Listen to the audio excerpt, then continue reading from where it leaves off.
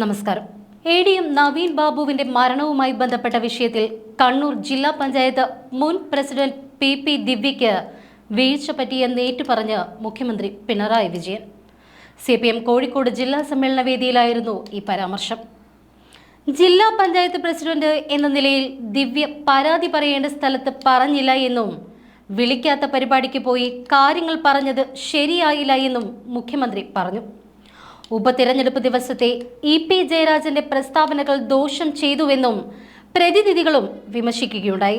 PP ദിവ്യക്കെതിരായ നടപടി മാധ്യമ വാർത്തകൾക്ക് അനുസരിച്ചായിരുന്നു എന്ന പ്രതിനിധികളുടെ വിമർശനത്തിന് മറുപടിയായിട്ടാണ് മുഖ്യമന്ത്രി ഇക്കാര്യങ്ങൾ വ്യക്തമാക്കിയത്. ദിവ്യക്കെതിരായ നടപടി ശരിയായ രീതിയിൽ തന്നെയായിരുന്നുവെന്ന് മുഖ്യമന്ത്രി പറഞ്ഞു. ജില്ലാ പഞ്ചായത്ത് പ്രസിഡന്റ് എന്ന നിലയിൽ കാര്യങ്ങൾ ചെയ്യേണ്ടതിന് പകരം ഒറ്റയ്ക്കിടപെടുന്ന രീതിയാണ് ഉണ്ടായത്. വിളിക്കാത്ത പരിപാടിക്ക് പോയി ഈ രീതിയിൽ കാര്യങ്ങൾ അവതരിപ്പിച്ചത് ശരിയായില്ല. ഇതൊക്കെ പാർട്ടി അന്വേഷിച്ച് ശരിയാണ് എന്ന് കണ്ടെത്തിയതിനെ തുടർന്നാണ് പാർട്ടി നടപടി സ്വീകരിച്ചത് എന്നും മുഖ്യമന്ത്രി പിണറായി വിജയൻ മറുപടിയിൽ വ്യക്തമാക്കി. ചർച്ചയിൽ EP ജയരാജനെതിരെയും കടുത്ത രീതിയിൽ തന്നെ വിമർശനമുയർന്നു. പാർട്ടിയെ പ്രതിരോധത്തിലാക്കുന്ന നടപടികളാണ് ജയരാജന്റെ ഭാഗത്ത് നിന്നുണ്ടാവുന്നത് എന്ന് പ്രതിനിധികൾ ചൂണ്ടിക്കാട്ടി.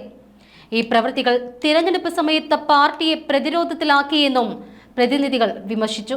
EP ജയരാജന് ഇത്തരത്തിൽ വീഴ്ചകൾ സംഭവിച്ചു എന്ന് സമ്മതിച്ച മുഖ്യമന്ത്രി പിണറായി വിജയൻ പാർട്ടി തിരുത്തൽ നടപടികൾ സ്വീകരിച്ചിട്ടുണ്ട് എന്നും സമ്മേളനത്തിൽ വ്യക്തമാക്കി.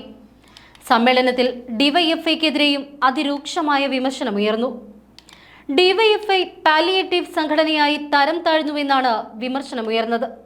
നേതാക്കൾ കരയൊപ്പിച്ച് മുണ്ടുടുത്ത് നടക്കുകയാണ് എന്നും ശക്തമായ സമരങ്ങൾ സംഘടിപ്പിക്കുന്നില്ല എന്നും പ്രതിനിധികൾ വിമർശിച്ചു. കോഴിക്കോട് ജില്ലാ കമ്മിറ്റിക്കെതിരെയും വിമർശനമുയർന്നു. ജില്ലയിലെ പാർട്ടി ന്യൂനപക്ഷ വർഗീയതയെ പ്രോത്സാഹിപ്പിച്ചു. ഭരണഘടനാ സംരക്ഷണ സമിതി ന്യൂനപക്ഷങ്ങളെ പ്രീതിപ്പെടുത്താനാണ് എന്നും പലസ്തീൻ ഐക്യദാർഢ്യ സദസ്സും ഏക സിവിൽ കോഡ് റാലിയും ഭൂരിപക്ഷ സമുദായങ്ങൾക്കിടയിൽ അവമതിപ്പുണ്ടാക്കിയെന്നും സമ്മേളനത്തിൽ വിമർശനമുയർന്നു. തദ്ദേശ വകുപ്പ് മന്ത്രിക്കെതിരെയും വിമർശനമുണ്ടായി.